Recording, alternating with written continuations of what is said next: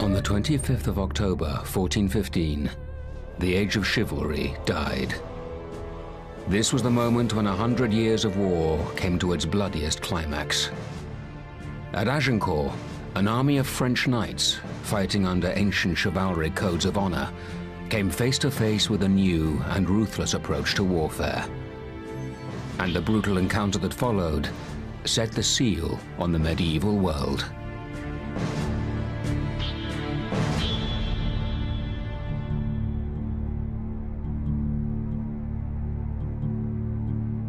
The world's worst century witnessed the longest conflict in history. Already ravaged by plague and social unrest, the 100 Years' War between England and France dominated the 14th century. But the pivotal moment came at Agincourt in northwest France. The old order of feudal power was suddenly swept aside. A new, more modern world emerged, of nation-states and monarchs. Agincourt is the classic story of how Henry V triumphed over the French against impossible odds. A few thousand bowmen, the original band of brothers, snatched a heroic victory over some 25,000 knights. But this film has unearthed contemporary records and first-person accounts of the battle, hidden away in the archives of ancient universities and libraries, here and in France, that tell a different story. This is the dramatic eyewitness view of the last and bloodiest pitched battle of the medieval age, in which valor in combat was to prove no match for a ruthless war machine. John Stevens was a chaplain with King Henry V's army. His chronicle of life on the road with Henry's men records the English experience of Agincourt in minute detail. This extraordinary account, detailing the personal stories of the men who fought and died there, forms the basis of this film. Men like John Leveridge and William Thornton, who were professional archers from Lancashire, and Davy Gam, a Welsh mercenary and a former rebel. He'd switched sides and become Henry V's personal bodyguard, with a moral duty to fight and die for his king. First-hand accounts of the battle from the French point of view have been locked away in documents buried in their national archives. From these untapped records, we can piece together the personal stories of the Frenchmen who would meet the English at Agincourt. Their commander, Marshal Boucicaut. His battle plan, recently discovered in the archives, reveals how his knights should have crushed the English. And we can tell the extraordinary story of two of France's greatest noblemen. Sir Gilbert de Lannoy, one of France's most decorated knights, and the Duke of Brabant, a scion of the Burgundy family. Their stories reveal how the defeat at Agincourt was the result of a fatal devotion to an outdated code of honor.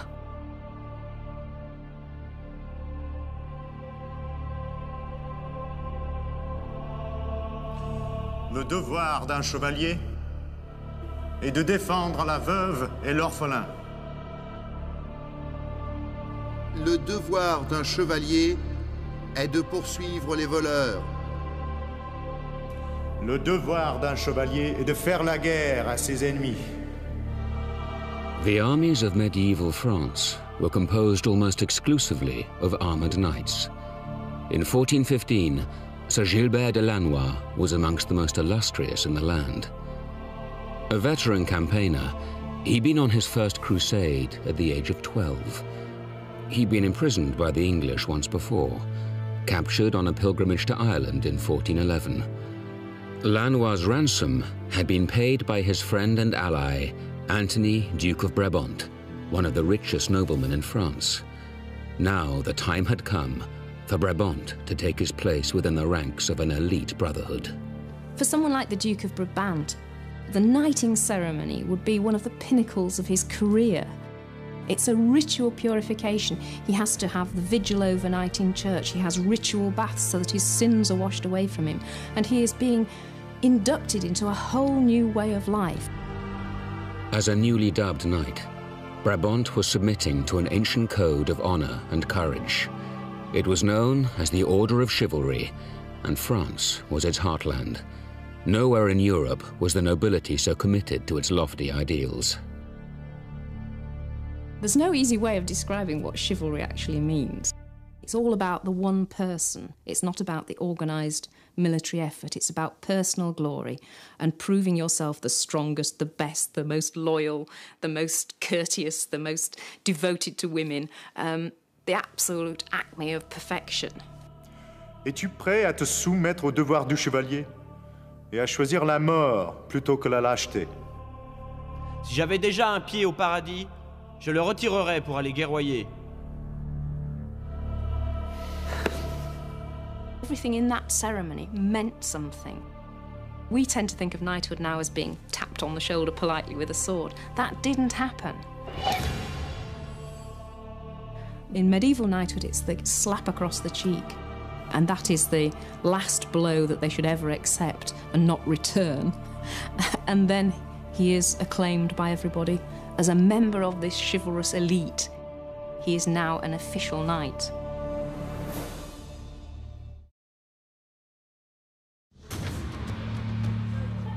The Englishman that was destined to meet these knights on the battlefield was a very different animal. In medieval Europe, the English longbowmen had a fearsome reputation. In the town of Salisbury, on their way to join up with King Henry V's army, one group of archers from Lancashire was already stirring up trouble. Some of Henry's archers were very well-armed criminals. He had emptied jails, he had offered amnesties for people that would come to France and fight in his army. The Sunday after St. Peter in Chains, a crowd of the Duke of Lancaster's bowmen, engaged to set out with the king overseas, attacked many of the city's men in the Fisherton Ale House, killing 4 of them, viz. John Baker, William Hoare, Henry, his servant, and John Tanner. To consider what to do about the terrible affray. The chaplain's account doesn't record what triggered the violent attack by the Lancashire bowmen. But we do know the names of 2 of the archers involved, William Thornton and John Leveridge. In August 1415, they were amongst thousands of volunteers from all walks of life, lured to Southampton by the prospect of adventure and profit in a war against France.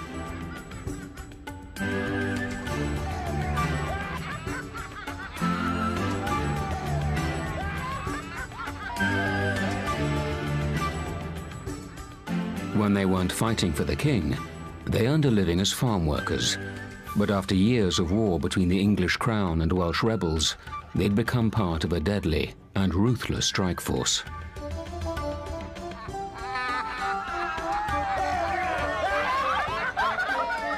The English army is largely composed of archers. These are people that you are not going to mess about with. They are armed to the teeth, and they are professional killers.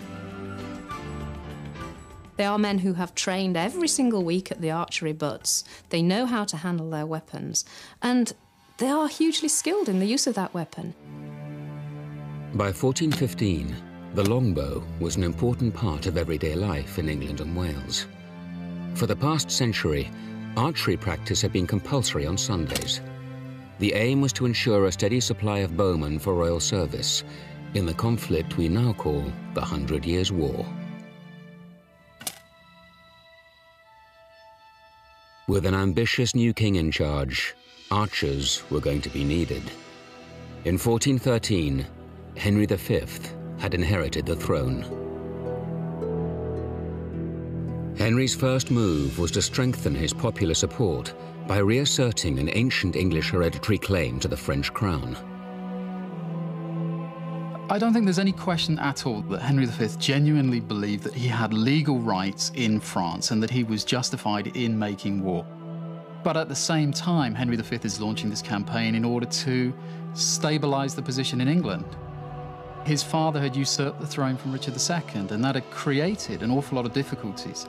And so one of the best ways of stabilizing the country at home was to launch an aggressive war overseas, uniting the nobility behind him. Tempted by the prospect of a profitable looting spree, more than 11,000 battle-hardened soldiers had signed up for duty in Southampton. Next! Name? John Leveridge. Who are you with? Lancastrian Archer, with the Duke of Lancaster.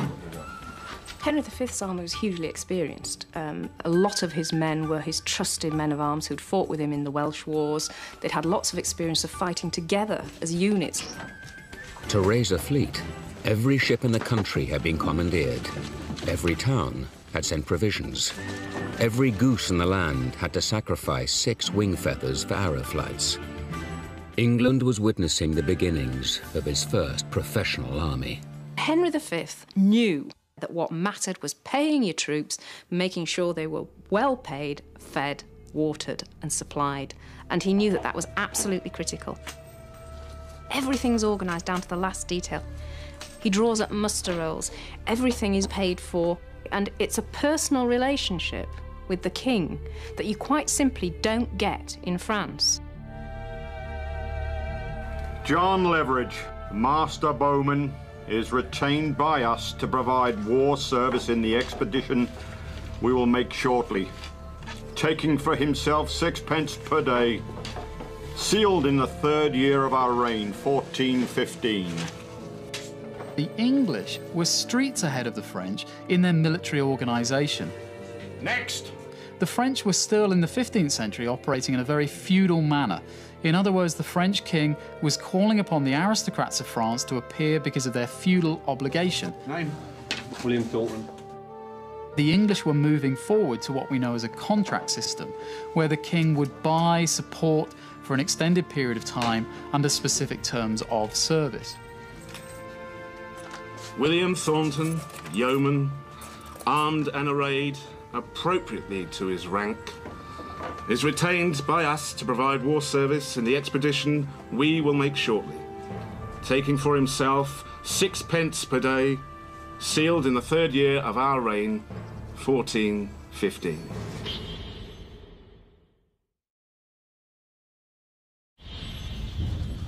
In August 1415, French knights Gilbert de Lannoy and the Duke of Brabant began to prepare for the ultimate test of their chivalric credentials, all-out war.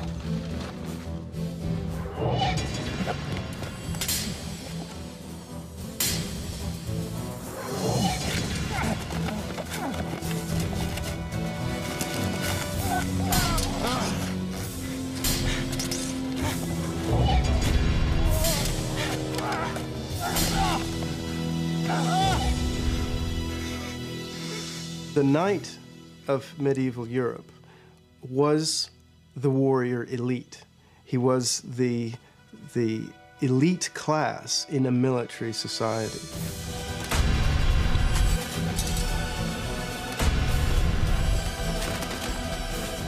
These people existed to fight. That was their reason for being. That was the core of their existence. Protected by the latest steel plate armor and equipped with state-of-the-art weaponry, a French knight was a fearsome killing machine. With the right leadership, Lannoy and Brabant would be invincible. But France had a problem. King Charles VI was mad. The French King Charles VI is suffering periodic bouts of insanity. During these bouts of madness, he suffers from the delusion that he's made of glass. He's a transparent pane of glass, which is not good news in terms of leading an army into battle. Charles had even ordered that steel rods be inserted into the seams of his clothing to prevent his body from shattering. With the king incapable of ruling, France's noble houses were engaged in a bitter power struggle. Medieval France, with a population of 15 million, was 5 times bigger than Henry's England. But his subjects were divided into rival fiefdoms, each with their own private armies. Supremacy was disputed between the lords of Armagnac and John, the Duke of Burgundy.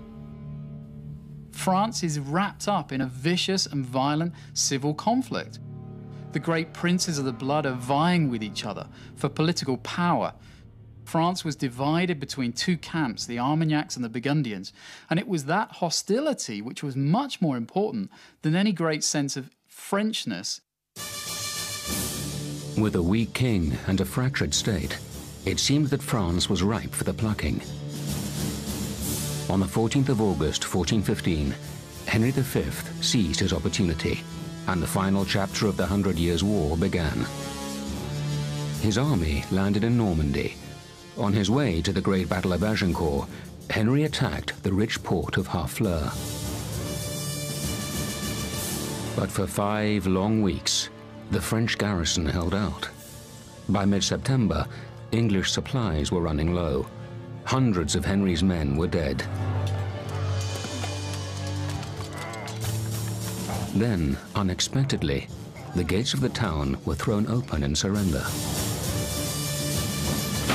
One of the first men into the town, the Welsh mercenary Davy Gam, his first prisoner, the captain of the French garrison.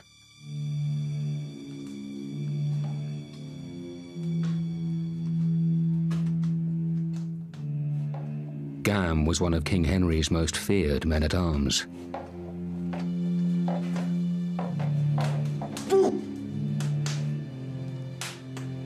He'd been fighting in battle since the age of 16, and he was renowned for his ability to kill with a single blow.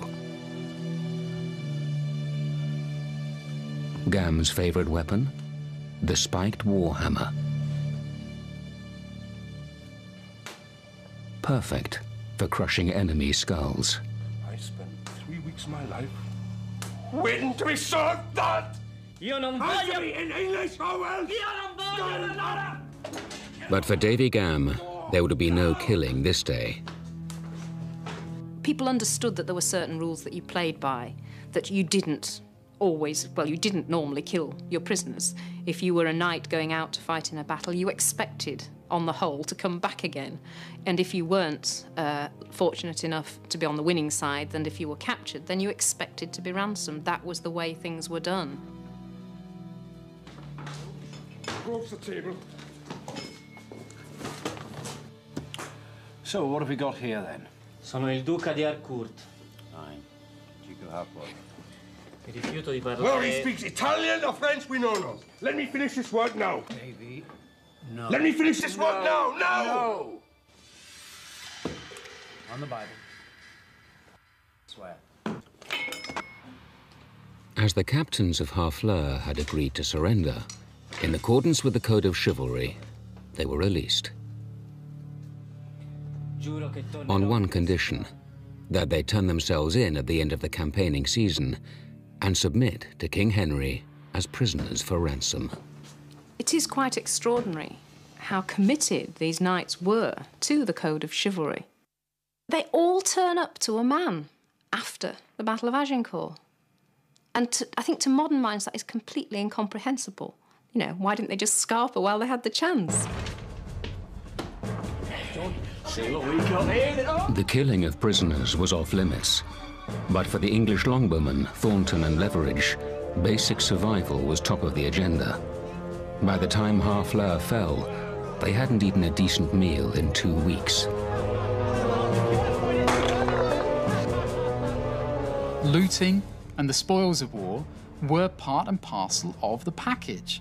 The soldiers who were fighting in Henry V's army, just like any other medieval war, were there not only for the honour and glory that could be won, but also to grab whatever they could carry. There were specific rules permitting this to take place.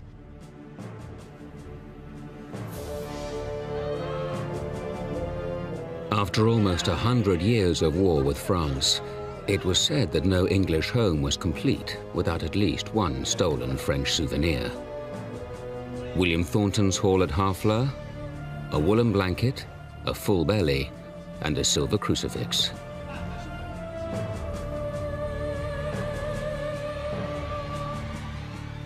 Amid much lamentation, tears, and grief, 2,000 townsfolk were escorted beyond the limits of the army, lest they should be molested by the thieves amongst us, who are more given to pillage than to pity. And thus, by the judgment of God, they became travelers where they had thought themselves inhabitants. And it was granted to each at departing 5 sous.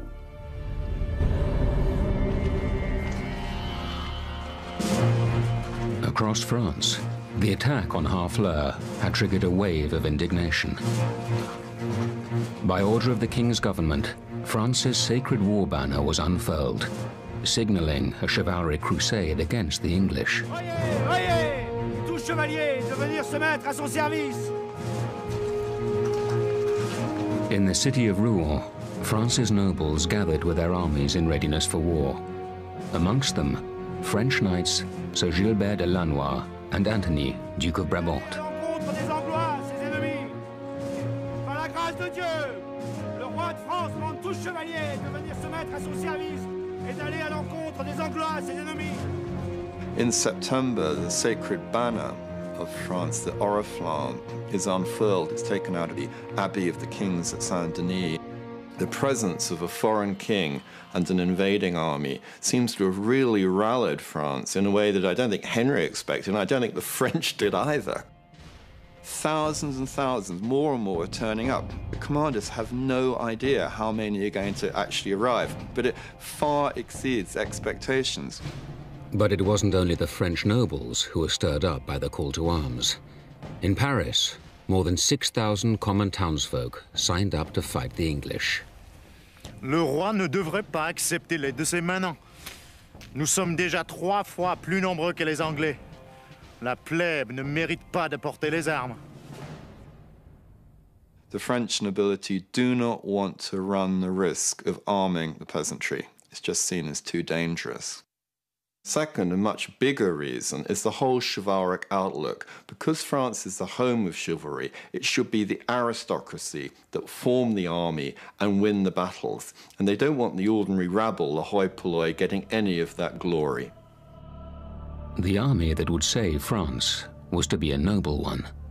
And for the French knight, the Duke of Brabant, a full-scale pitched battle would be his first chance to test his chivalric mettle.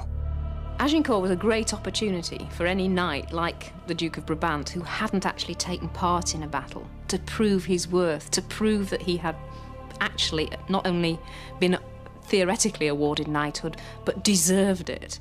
So there was great pressure on him to perform, as it were. But the civil war in France imposed other obligations on the Duke of Brabant. His older brother, the Duke of Burgundy, controlled a third of all France, and he was plotting to usurp King Charles and place himself on the throne. My Lord of Brabant, it is now some time since our king has marched against the English and ordered us to hold ourselves in readiness for war.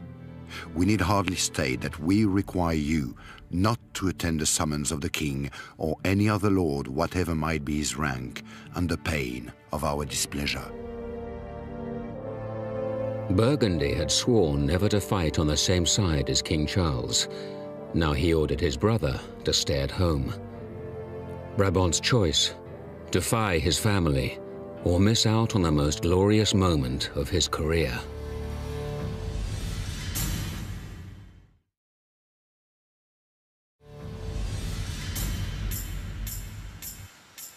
In October 1415, the English army marched north from Harfleur. They were heading for the safe haven of Calais, an English-held port. King Henry V had received reports that a huge French army was gathering to fight him, but he wasn't prepared to abandon his mission without a final show of strength. Henry V's strategy in 1415 was to drive through the French countryside, torching and destroying and pillaging in order to demoralize the French population and to undermine the position of the French king. But it was the English themselves who were now in grave danger. The siege of Harfleur had cost valuable time. Their campaign was 4 weeks behind schedule. Hunger was setting in. William Thornton and his fellow archers had been reduced to scavenging for shellfish from polluted harbors. The result? a ravaging dysentery epidemic. And while Thornton grew weaker, the French grew stronger. Eager to stake their place in a glorious battle against the English, knights were now flocking to Normandy from every corner of France.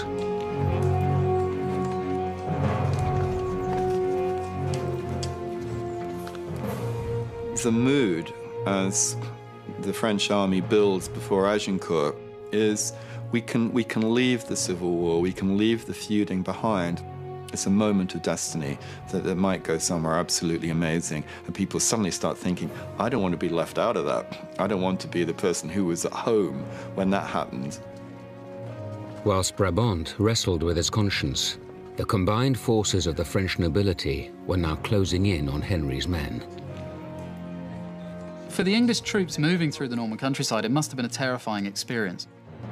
All the way they were being followed and harassed by the vanguard of the French army, and we shouldn't underestimate just how bedraggled and tired the English army was as it moved through the Norman countryside, trying to seek Calais as a last refuge.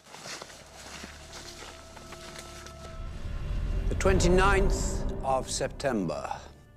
Died of the bloody flux Robert Piper, Thomas de Keeley, Roger Pemberton, and William Thornton.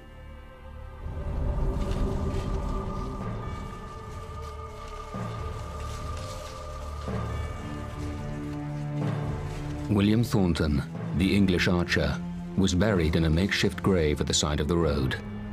French scouts looked on as more than 2,000 Englishmen, 1/4 of Henry's army, died of dysentery. But the soldier in charge of the French army was in no hurry to do battle. In the absence of the mad King Charles, command had fallen to his most loyal general, Marshal Jean Boucicaut. Boucicaut was a rarity in medieval France, a man of common stock who'd risen to become a knight of grand renown. Someone like Boucicaut, who may not have been the highest born, was able to become one of the most important military leaders of his time because of his prowess. He was one of the greatest jousters of his day. He was famous for his extreme devotion to training and fighting and tournaments. Boucicaut knew the English were getting weaker by the day, but experience told him to bide his time. Small English armies had inflicted heavy defeats on French forces before in the 100 Years' War, at Crécy and Poitiers. In those battles, French cavalry charges had been decimated by units of English archers, fighting in groups alongside armored knights and men-at-arms. Boucicaut was determined not to make the same mistake. The question was, in the heat of battle, would France's nobility take orders from a man they considered to be their inferior? Boucicaut drives the English further and further inland, away from their supplies, knowing that their army is weakened. There's a mood of desperation in the English army. It's an absolute crisis point. The 14th of October. When we made camp to share out the provisions, such was the shortage of meat and bread that many had to eat nuts and leaves. With these delicacies, the athletes of England were fed. Then, a sudden breakthrough. On the 15th of October, the English found a shortcut across the River Somme. It seemed they had eluded Marshal Boucicaut's army, and the safety of Calais was now just a short march away. Just as we reached the top of the hill, on the other side, we saw emerging about half a mile away from us the grim-looking ranks of the French, filling the broad field like a countless swarm of locusts. And the forest of spears, with the great helmets gleaming in between, was truly terrifying. And there was only a valley, and not so wide at that. between us and them.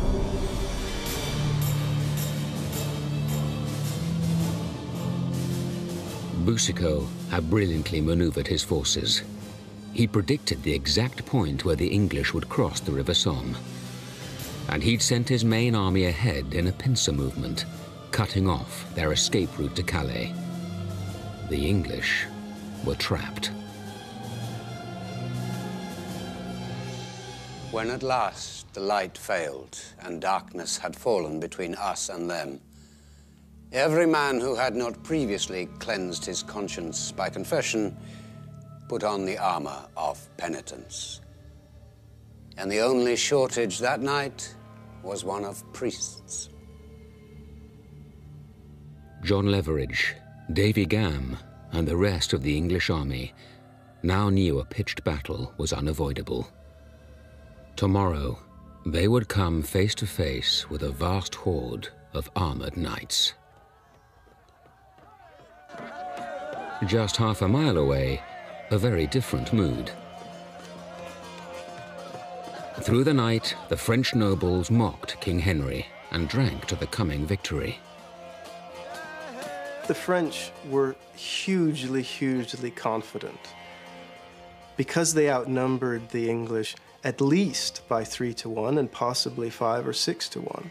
I think the French just couldn't believe that a small force, having only a small percentage of noble warriors, could possibly compete with their numbers.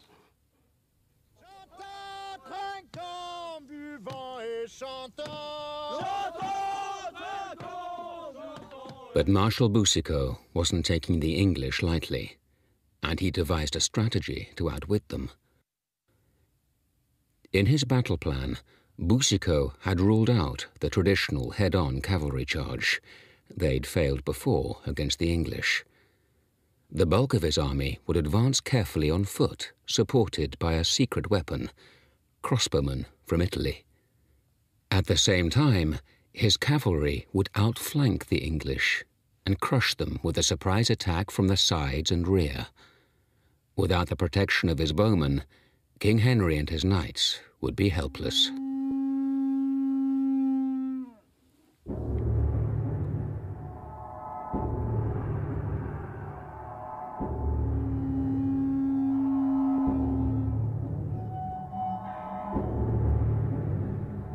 At dawn, on the 25th of October, the combined armies of the French nobility prepared to bury their differences and crush their weakened English enemy. Boucicault had laid out his knights in 3 great battalions, numbering over 25,000 men. Facing them at the far end of the muddy field, Davy Gam, John Leveridge, and 6,000 weary Englishmen. For 3 hours, the armies stood and watched each other. To launch an attack over the boggy ground would be dangerous. Then, at 11 a.m., Henry ordered his men to advance.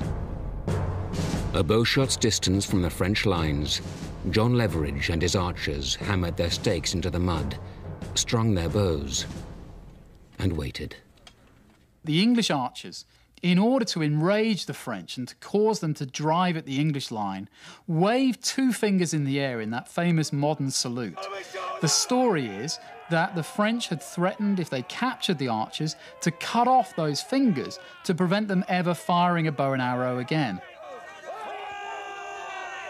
And Marshal Boucicault now had cause for concern. Through the banners that were cluttering the front line, he could now see the English archers had taken up position at the narrowest point on the battlefield.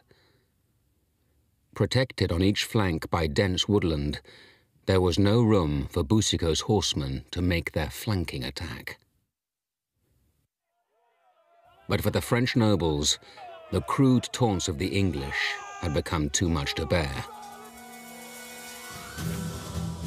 Without waiting for orders, the leader of the cavalry, William de Saveuse, launched a head-on charge against the English line. I think that these French aristocrats must have been thinking about the lessons of their predecessors. Their fathers and their grandfathers have been humiliated time after time on the battlefield against the English. Of course, the lesson of their predecessors was that a full-scale charge would be unsuccessful. But they didn't understand why that tactic failed. Their way of thinking was that the charges given by their fathers and their grandfathers had failed because those men were not chivalrous enough. By ignoring their commander, Marshal Boucicaut, the French nobility had played straight into the English hands. A head-on cavalry charge into the lines of battle-hardened English troops was doomed.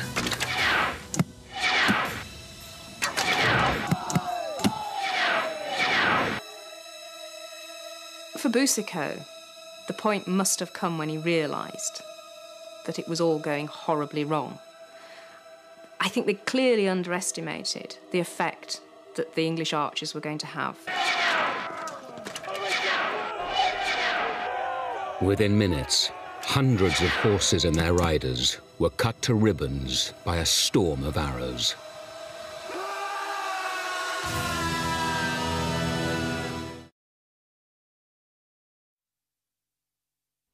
Six days before the Battle of Agincourt, the Duke of Brabant, the French aristocrat who had yet to be tested in battle, defied his brother, the Duke of Burgundy, to fulfill his chivalric duty. The whole chivalric code had this idea that there were grades of fighting that you had to go through. The most honourable of all is to take part in a battle. And that gives you brownie points on a massive scale because it is the highest form of fighting. And so to be offered the opportunity of fighting in a great battle, particularly a battle against the ancient enemy of France, against England, was something that somebody like the Duke of Brabant really couldn't turn down.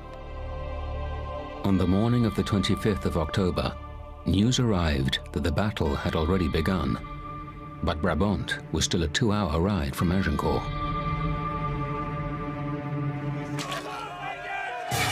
"18 miles away, the French commander Marshal Boucicaut's carefully laid plans were being shot down by a ruthless English war machine. Gilbert de Lannoy and his fellow knights looked on in horror as the French cavalry was cut to pieces. Now, with their honor on the line, there could be no going back. Your every move is being weighed in the scales of chivalry. If you flee the battle, somebody is going to be there, probably the herald on the sidelines is going to be there, marking down that the chap with the red cross and the silver whatevers had fled the battlefield, and they will look him up and write it down, and it will go in your annals of your family history.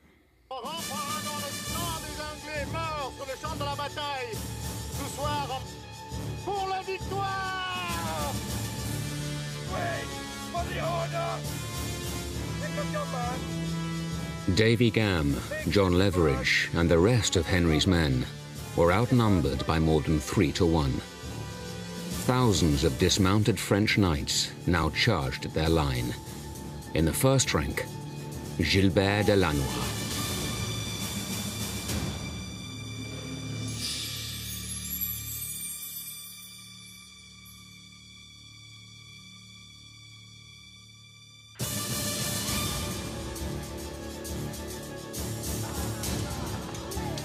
The French thundered into the center of the English line. The English are desperate.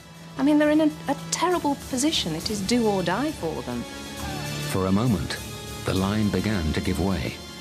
But the English discipline of Leverage, Gam, and Henry's men paid off. The English held firm. And now it was the French knights, like Lannoy, who had a problem. It had been raining hard for 2 weeks. If Lannoy fell in the boggy ground, it would be impossible to get up in his heavy armor. The sky darkened with all these arrows coming down. The French men-at-arms know that they have to look downwards, because if they look up, they're going to get the arrows through the visors of their helms. It's their weakest point. Panic was beginning to spread through the French ranks. And now a new, unforeseen danger was gathering. There were simply too many French knights for for that particular battlefield. Although they were hugely skilled and incredibly well equipped, none of that matters if you can't move and you can't breathe and if you can barely stand up. The horses have been maddened by all these arrows, and the horses are actually leaping over them and crushing them, and yet they've got all this pressure of the weight of the men behind them as well. As the French bodies piled up in front of the English lines, the English archers abandoned their bows and swept into the fray with dagger and malice. For Lannoy and his noble knights, the unthinkable was happening. Trapped in the mud and crushed by the men coming on behind, the French knights had become sitting ducks.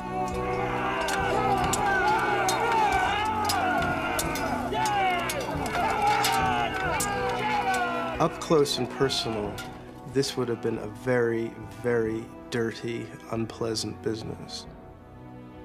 We know from certain grave finds that both legs of a person could be hacked off in a single blow, that arms, hands, heads could be removed in a single blow. Less than 1 hour after the French cavalry charge, 1,200 humiliated knights found themselves prisoners of the English. Amongst them, Sir Gilbert de Lannoy and the French commander-in-chief, Marshal Jean Boucicaut. We persuaded ourselves that the sight of so many princes would strike terror into the enemy, and that to win the day, we had to do nothing but charge quickly and boldly. Oh, eternal dishonor. If it is a consolation for men of honor to think they have been beaten by adversaries of noble origin, it is a double shame to be defeated by unworthy and vile Englishmen. What had promised to be a glorious victory for the French was turning into a massacre. It's thought that at least 8,000 French knights were slaughtered in the first 90 minutes of battle.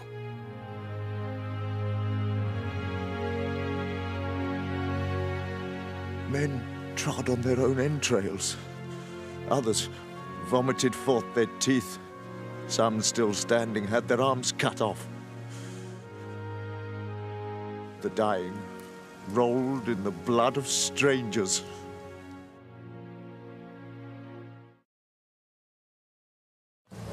Two hours after the first disastrous cavalry charge, the untested French knight, the Duke of Brabant, arrived at the battlefield. When the Duke reached Agincourt, he gazed upon a most piteous scene. Because neither his suit of armor nor his banner had yet arrived, he took on the armor of a dead man. For his coat of arms, he took a flag from a poleaxe and placed it over his head. The Duke of Brabant can't bear to be left out of it, so he comes charging up, and he's in such haste to get to the battle that he can't even wait for his own men. He doesn't even have time to arm himself properly and put on his full coat armor, which would identify him in the battlefield. In his makeshift armor, the young Brabant saw his opportunity to win his chivalric spurs. He rallied his men for a counterattack. His knights threw themselves at Henry's bodyguards, amongst them Davy Gam, the Welsh man-at-arms. The French are within feet of actually killing Henry V himself, and that's how close the French got. One of the jewels on his own circlet crown, the helmet that the king is wearing, is hacked off. And if the king had been cut down, it would have been game over. It would have been the end of the battle. But Davy Gam carved a path through the enemy, leading King Henry out of danger. And for his loyalty, he was to pay a heavy price.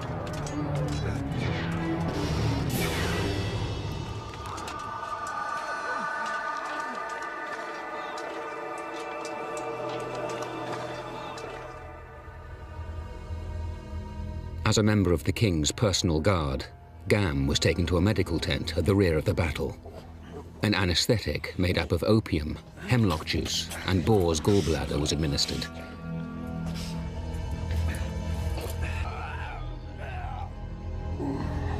Rabbit fur and egg white were used to staunch the flow of blood. But for serious injuries like the axe wound in Gam's arm, amputation was the only treatment on offer. A hot iron was prepared to cauterize the wound. But by now, there was little point.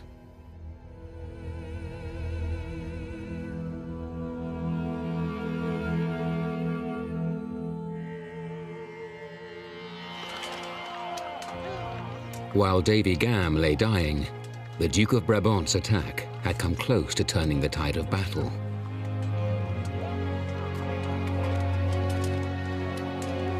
But it was not to be, and Brabant's glorious charge would bring only greater disaster.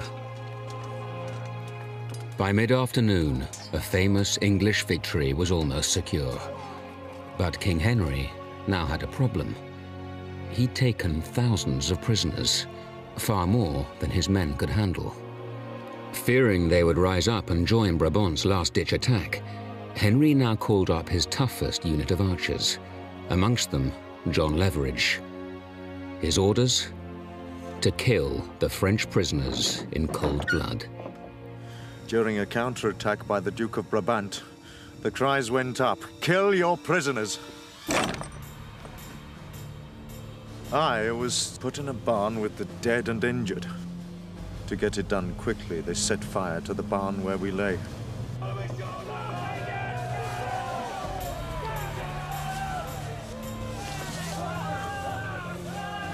Thanks to the grace of God, I escaped on my hands and knees, but was taken again and sold to the Duke of Cornwall. More than 2,000 prisoners were burned alive or butchered by Leverage and his fellow longbowmen. It was a shocking violation of the chivalric code.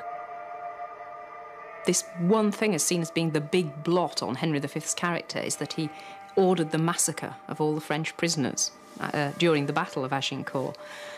It just goes against all our notions of what chivalry is meant to be. We have to understand that when Henry V had taken those prisoners, it was an entirely sensible military decision to kill them. The rear of the English line was under attack.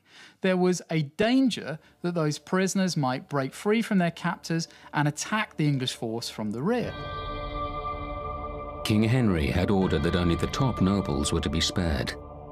In his makeshift armor, the aristocrat Brabant was mistaken for a servant and killed.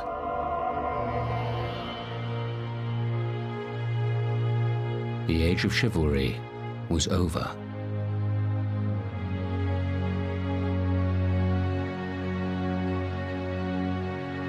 The battle that had set the seal on the medieval age decimated the French nobility, which lost its hold on power. But in a final twist, this defeat would sow the seeds of victory. A new and modern army rose from the ashes of Agincourt, led not by noble knights, but unified under a lowly peasant girl, Joan of Arc.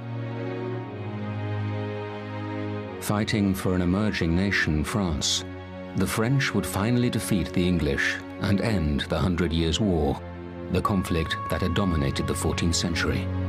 When the strength of the enemy had been utterly wasted and the rigors of battle ended, we who had gained the victory came back through the heaps of the slain.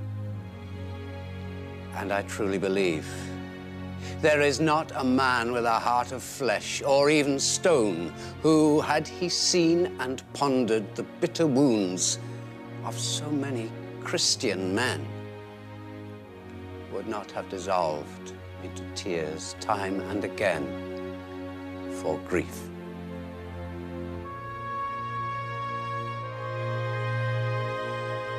Chaplain John Stevens returned to England and retired from the cloth. 4 years later, he went blind. He lived out the rest of his life as a recluse.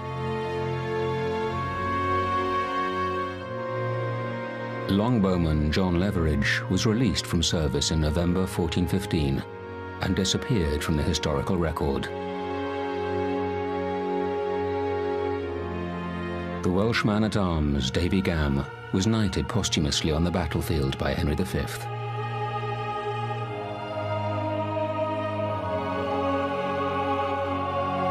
and the French knight, Sir Gilbert de Lannoy, spent 2 years in an English prison. He later agreed to become a spy for the English king, surveying Arab fortifications in the Holy Land.